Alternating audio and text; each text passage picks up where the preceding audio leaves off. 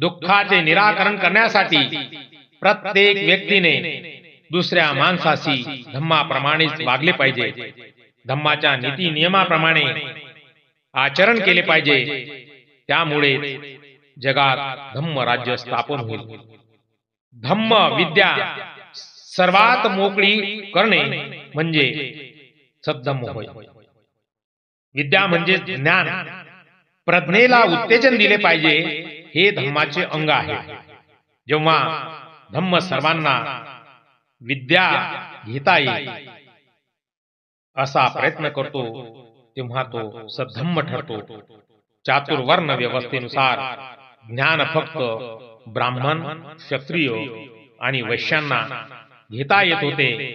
शूद्रांना, स्त्रियांना ज्ञान घेण्याचा अंगुलिमाल, खुनी, आम्रपाली